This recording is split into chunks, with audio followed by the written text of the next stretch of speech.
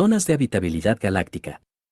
Una zona de habitabilidad galáctica está definida como aquella región de una galaxia en la que se dan las condiciones necesarias para que en primer término pueda surgir la vida y posteriormente ésta logre prosperar durante lapsos del orden de miles de millones de años.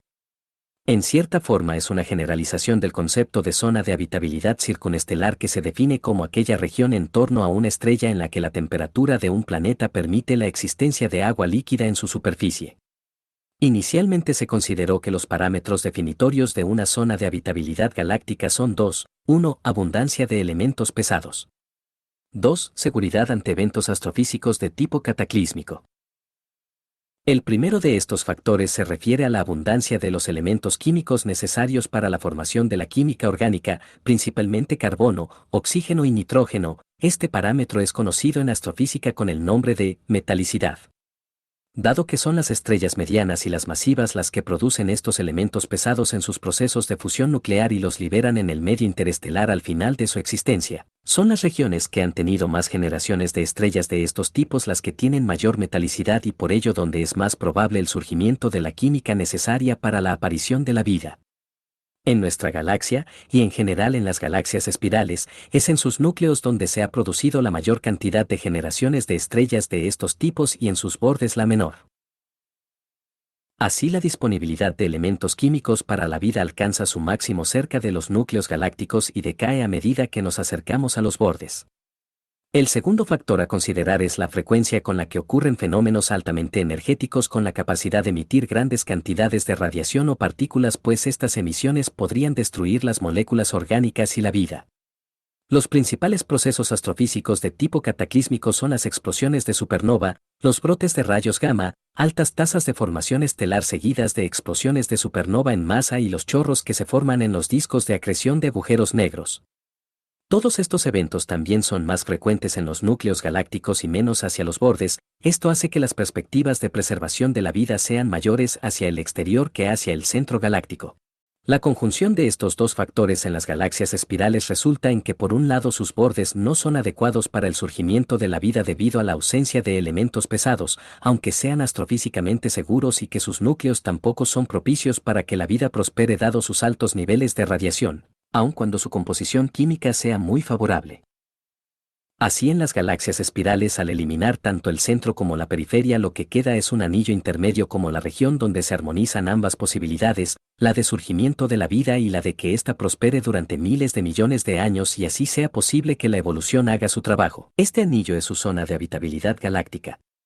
En este contexto no es raro que la ubicación del Sol en la Vía Láctea, a unos 30.000 años luz del centro galáctico, caiga precisamente en este anillo.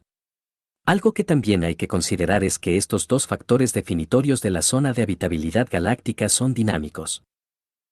Por ejemplo, en nuestra galaxia la metalicidad creció mucho más aprisa en el núcleo que en el disco, por lo que solo el núcleo podía tener los elementos químicos necesarios para la vida, pero también era una zona con un alto nivel de radiación. Esto significó que al inicio de la historia de la Vía Láctea la parte central de la galaxia tenía demasiada radiación y el resto era demasiado pobre en elementos pesados. Consecuencia, la zona de habitabilidad galáctica era inexistente. Posteriormente la metalicidad en el disco fue aumentando paulatinamente y de manera más pronunciada cerca del núcleo que en la periferia. Al mismo tiempo la zona del núcleo con altos niveles de radiación aumentaba de manera discreta. Como resultado, hace unos 9.000 millones de años apareció una delgada región a unos 20.000 años luz del centro galáctico que conjuntaba suficiente metalicidad y bajo nivel de radiación. Así nació la zona de habitabilidad galáctica de la Vía Láctea. Desde entonces esta zona de habitabilidad galáctica ha estado expandiéndose hacia la periferia a medida que aumenta la metalicidad, pero también hacia el núcleo debido a la reducción en su tasa de formación estelar. A futuro se espera que la zona de habitabilidad galáctica pueda abarcar casi toda la extensión de la galaxia, solo excluyendo el mismo núcleo demasiado cercano al agujero negro supermasivo de Sagitario asterisco y a los bordes más exteriores. Dado que esta área de trabajo es relativamente reciente, apenas 2001, está aún en construcción y es un campo lleno de misterios y de oportunidades. Por ejemplo, no se tiene mucha certeza sobre cuál es el grado mínimo necesario de metalicidad para que pueda surgir la química compleja que lleva a la vida. Respecto a un límite superior en la metalicidad, los recientes descubrimientos en el campo de los exoplanetas indican que una metalicidad demasiado alta parece estar relacionada con la formación de planetas del tamaño de Júpiter y mayores muy cerca de sus estrellas, lo que impediría la permanencia de planetas rocosos en la zona de habitabilidad circunestelar. También parece que una alta metalicidad está relacionada con un comportamiento más caótico en los cinturones de Kuiper y en las nubes de Oort de los sistemas estelares, con un aumento en el peligro de impactos de asteroides y cometas sobre los planetas interiores. Y si bien los niveles demasiado altos de radiación son letales para la vida, no se ha estudiado con demasiado detalle el efecto que una radiación demasiado baja puede tener sobre la tasa de mutación de los seres biológicos y por ello en la agilidad de los procesos evolutivos.